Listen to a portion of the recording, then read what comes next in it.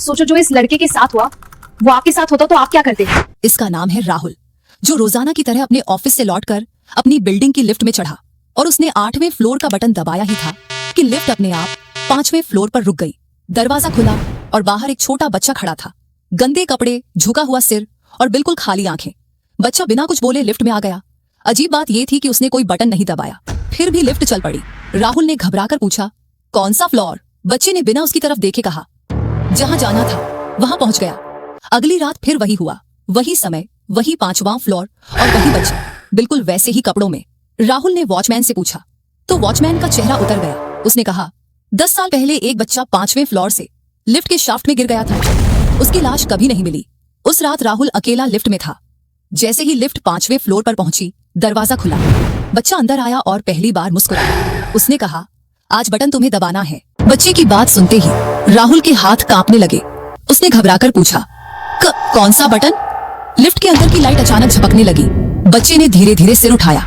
उसकी आंखें अब खाली नहीं थीं, उनमें गहरी काली परछाइयां तैर रही थी। बच्चा बोला, जो 10 साल पहले नहीं दबा था। राहुल ने देखा, लिफ्ट पैनल में एक बटन था ही नहीं, लेकिन वहां खून से बना 5 और आधा लिखा हुआ था। जैसे ही राहुल ने उंगली आगे बढ़ाई, लिफ्ट तेजी से नीचे गिरने लगी। राहुल जोर से चिल्लाने लगा और अचानक सब अंधेरा। राहुल की आंख खुली तो वो लिफ्ट में नहीं था, वो खड़ा था एक अधूरे फ्लोर पर। दीवारें जली हुई थी, जमीन पर बच्चों के छोटे छोटे जूते बिखरे पड़े थे। पीछे से वही आवाज आई, यहीं मैं गिरा था। राहुल मुड़ा। बच्चा मुस्कुरा नहीं रहा था, उसकी गर्दन टेढ़ी थी और पैर जमीन को छू ही नहीं रहे थे। राहुल चिल्लाया और पूछा, तुम मुझे क्यों दिख रहे हो? बच्चे ने कहा, क्योंकि अब तुम्हारा टाइम शुरू हो गया है। तभी फ्लोर की जमीन दरकने लगी। राहुल जैसे तैसे वापस लिफ्ट में पहुंचा। लिफ्ट का दरवाजा बंद हुआ और ऊपर जाने लगी, लेकिन पैनल पर फ्लोर नंबर बदल रहे थे। 8, 3, 13, 0। बच्चा अब सामने खड़ा था, उसका चेहरा आधा जला हुआ था। बच्चा बोला, 10 साल से कोई नीचे आया ही नहीं, अब तू आया है तो कोई ऊपर नहीं जाएगा।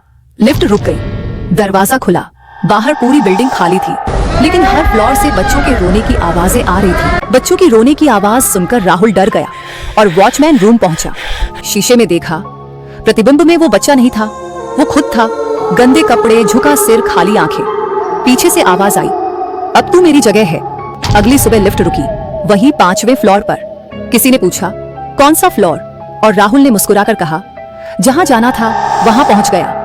अगर तुम अगला शिकार नहीं बनना चाहते हो तो अभी सब्सक्राइब करो, क्योंकि ये कहानी यहीं खत्म नहीं होती। अगला शिकार आप भी हो सकते हो।